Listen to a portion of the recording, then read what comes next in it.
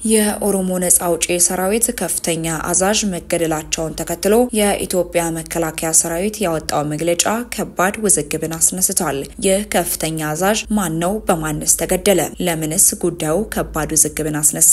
ስለሚለው እንመለከታለን። ግለሰቡ በእስር ላይ የሚገኙትንና ጉዳያቸውን በፍርድ ቤት እየተከታተሉ ያሉትን አቶ ዮሐንስ ቧያሌውና አቶ ክርስቲያን ታደለን ስማቸውን በመጥቀስ ታጥቀው መንግስትን እንገለብጣለን ብለዋል በማለት በፍርድ ሂደቱ ላይ ተጽዕኖ በመፍጠር በችሎት መድፈርም ተከሷል።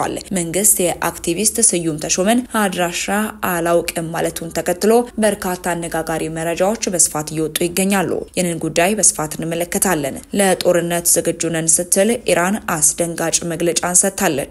ኢራን ወደ አልተገባ ጦርነት ውስጥ ለመግባት እያንደረደረች ትገኛለች። በሌላኛው ጉዳያችን ደግሞ የትራምፕ የታሪፍ ዛቻ ዛሬም ተጠናክሮ ቀጥሏል። ቻይና ላይ ሌላ ማዕተም መጥቶባታል። ይህንንም ጉዳይ በስፋት እንመለከታለን። ሰላም ጤና ይስጥልን። በመላው ክፍለ ዓለማት የምትገኙ የዴ ታርጌት ኒውስ ቤተሰቦቻችን በያላችሁበት የዓለም ስፍራ ሁሉ ሰላማችሁ ይብዛልን እያልን እነሆ ለቻናላችን አዲስ ሆናችሁ ቻናላችንን ሰብስክራይብ በማድረግ ቤተሰብ እንድትሆኑን በተጨማሪም የደወል ምልክቱን በመንካት ዘላቂ ቤተሰብነትን ከኛ ጋር እንድትመሰርቱ እንዲሁም በየዕለቱ የምንለቃቸውን ቪዲዮዎችን ከወደዳችሁ ላይክ እና ሼር እንድታደርጉልን እየጠየቅን ወደ መረጃዎቹ እናመራለን። መልካም ቆይታ። ወደ አስቀደምንላችሁ መረጃችን ስናመራ መንግስት የመከላከያ የክብር አባል ያደረገውን የአክቲቪስት ስዩም ተሾመን አድራሻውን አላውቅም ሲል ለከፍተኛ ፍርድ ቤት ገለጸ። ግለሰቡ በእስር ላይ የሚገኙትንና ጉዳያቸውን በፍርድ ቤት እየተከታተሉ ያሉትን አቶ ዮሐንስ ቧያሌውና አቶ ክርስቲያን ታደለን ስማቸውን በመጥቀስ ታጥቀው መንግስትን እንገለብጣለን ብለዋል በማለት በፍርድ ሂደቱ ላይ ተጽዕኖ በመፍጠር በችሎት መድፈርም ተከሷል። በዚህ መሰረትም የፌዴራል ከፍተኛ ፍርድ ቤት ስዩም ተሾመ መጋቢት 30 ቀን 2017 ዓ.ም እንዲቀርብ ትዕዛዝ ቢሰጥም ሳይገኝ ቀርቷል። ተከሳሹን ፍርድ ቤት እንዲያቀርብ የታዘዘው የፌዴራል ፖሊስ የመንግስት ተንታኝና የመከላከያ የክብር አባል ሆነው ስዩም ተሾመን አድራሻውን አላውቅም በማለት ሳያቀርበውም ቀርቷል። በችሎቱ የቀረቡት አቶ ዮሐንስ ቧያሌው ይህንን ግለሰብ ከአሁን ቀደምም በስም ማጥፋት ወንጀል ከስሽው በፍርድ ቤት ተቀጥተዋል። ቋሚ አድራሻ ቢኖረውም ፖሊስ በተደጋጋሚ ሄዶ እያየ ሰላምታ እየሰጠው ነው የሚመስለው ሲሉ አስተያየታቸውንም ሰጥተዋል። በተጨማሪም ተከሳሹ ያኔ የተቀጣው ቅጣት ባለመፈጸሙና ትምህርት ባለማግኘቱ አሁንም ተመሳሳይ ድርጊት እየፈጸመ መሆኑን አቶ ዮሐንስ ቧያሌው ተናግረዋል። አቶ ስዩም ተሾመ መንግስት ቤት የሰጠው ደሞዝ የሚከፍለውና ተሽከርካሪና ጥበቃ የመደበለት የመንግስት አክቲቪስት እንደሆነ የተናገሩት አቶ ዮሐንስ ቧያሌው አማራ ቢሆን ኖሮ ፖሊስም ሆነ አቃቤ ከየትም ፈልገው አንጠልጥለው ያመጡት ነበር ሲሉም ገልጸዋል።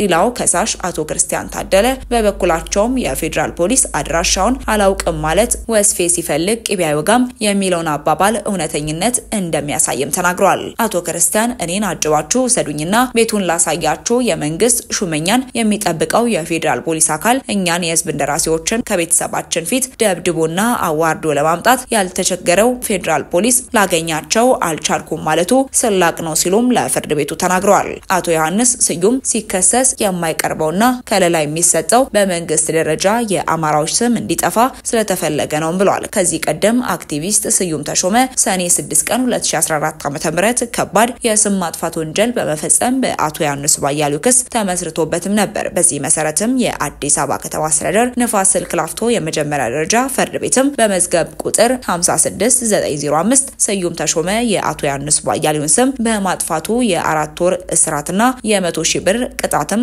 አስተላልፎበትም ነበር። ምንም እንኳን ፍርድ ቤቱ ቅጣት ቢወስንም ግለሰቡ እንዳይቀጣ በገዢው መንግስት ከለላ ተደርጎለታል የተባለ ሲሆን ይህንኑ ተከትሎ የትኛውም ፍርድ ቤትና ፖሊስ እኔን መያዝ አይችልም ሲልም በሚዲያ መናገሩም ይታወሳል። የጸጥታ ኃይሉም ወንጀለኛውን ለህግ አቅርቦ ፍርዱ እንዲፈጸም ሳይደረግም ቀርቶ አሁንም ግለሰቡ ተመሳሳይ ጥፋት እየፈጸመ እንደሚገኝም ታውቋል። ፍርድ ቤቱም በድጋሚ የፌዴራል ፖሊስ ስዩም ተሾመን እንዲያቀርብላቸው ለሚያዝያ 8 ቀን 2017 ዓ.ም ሌላም ቀጠሮ ሰጥተዋል። የኢትዮጵያ መንግስት የጸጥታ ኃይሎች እርምጃ በኦሮሚያ ክልል ምዕራብ ሸዋ ዞን ጅባት ወረዳ በርካታ የኦሮሞ ነጻነት ሰራዊት አባላት መገደላቸውንና በርካቶች ደግሞ ከበርካታ ወታደራዊ ቁሳቁሶች ጋር መማረካቸውን የመንግስት ምንጮች አመላክተዋል። የኢትዮጵያ መከላከያ ሰራዊት በበኩሉም በምዕራብ ሸዋና ደቡብ ምዕራብ ሸዋ ዞኖች አካባቢ በመንቀሳቀስም ባደረገው ወታደራዊ ኦፕሬሽን በርካታ የታጣቂ ቡድን አባላት በመደምሰስ 60 የሚሆኑትን መማረኩን በይፋዊ ማህበራዊ ገጹ ላይ አመላክቷል። ታጣቂ ቡድኑ በፊናው ጥቃቱን ሳያስተባብ የሚያባብል መሰል ወታደራዊ እርምጃዎችን ብቻቸውን ዘላቂ ልባት እንደማያመጡም ነው የገለጸው። የኢትዮጵያ መከላከያ ሰራዊት በይፋዊ ማህበራዊ ገጹ ላይ እንዳመላከተው በምዕራብ ሸዋና በደቡብ ምዕራብ ሸዋ ዞኖችና አካባቢዎችም የተሰማሩት የማዕከላዊ እዝ የህዳሴ ኮርና የጋሽ ኮር አባላት ያሏቸው የሰራዊቱ አባላት የሸኔ ቡድን ባላቸው ታጣቂዎች ላይም ተወሰደ ባለው የጥምርተ ወታደራዊ እርምጃ ከፍተኛ ድል ማስመዝገቡን ነው የገለጸው። ተጠናክሮ ቀጠለ በተባለው በዚህ ወታደራዊ እርምጃ በታጣቂ ቡድን ላይ ከፍተኛ ሰብአዊና ቁሳዊ ኪሳራ መድረሱን የገለጸው መከላከያ በተወሰደው ወታደራዊ እርምጃ ወይም ኦፕሬሽን በቁጥር ባልተጠቀሱ በርካታ በተባሉ የታጣቂ ቡድን አባላት በመደምሰስ 60 የሚሆኑትን ደግሞ መማረካቸውን አስረድቷል። በዚሁ ተወሰደ በተባለው ወታደራዊ ኦፕሬሽን በርካታ የቡድንና የነፍስ ወከፍ መሳሪያ እንዲሁም የተለያዩ አይነት ተተኳሾችን በቁጥጥር ስር መዋላቸው በመግለጽ ይህንኑ በምስልም አሳይቷል። ታዲያ በዚህም ላይ የኦሮሞ ነጻ አውጪ ሰራዊት ከፍተኛ አዛዥ መገደላቸውንም የኢትዮጵያ መከላከያ ሰራዊት አስታውቋል።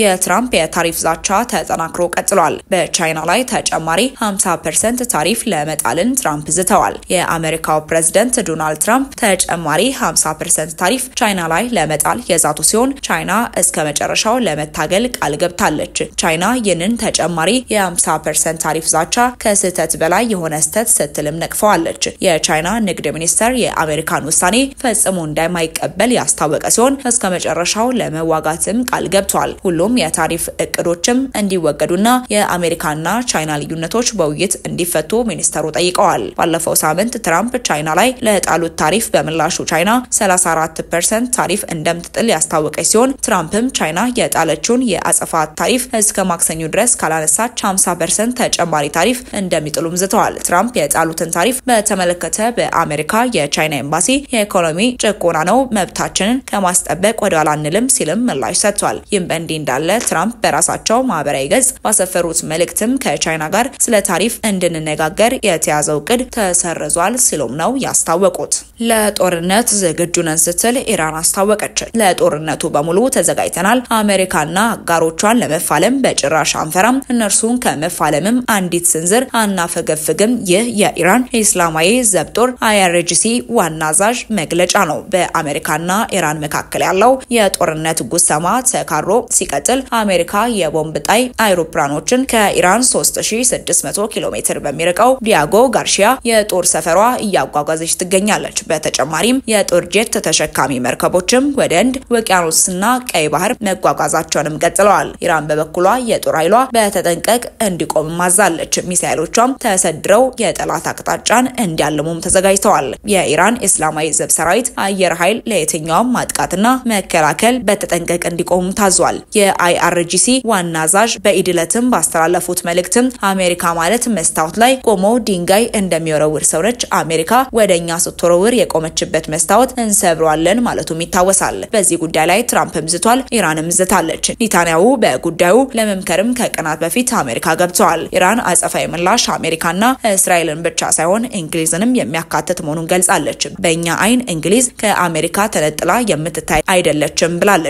ነውጠኛው ትራምፕ ከሁለተኛው የዓለም ጦርነት በኋላ ግዙፉን ጦርነት ለመክፈት የቦምብ ምላጭን ስቦ ይገኛል። የጦርነት ነጋሪቱም በሁለቱም በኩል እየተደለቀ ነው ሲሉም ገልጸዋል። ወደ ተመልካቾቻችን ለእሳቱ የነበሩ መረጃዎቻችን ይመስሉ ነበር። አብራችሁን ስለነበራችሁ እጅግ አድርገን እናመሰግናለን። በቀጣይ መረጃዎቻችን እስክንገናኝ ድረስ ቸር ቆዩልን።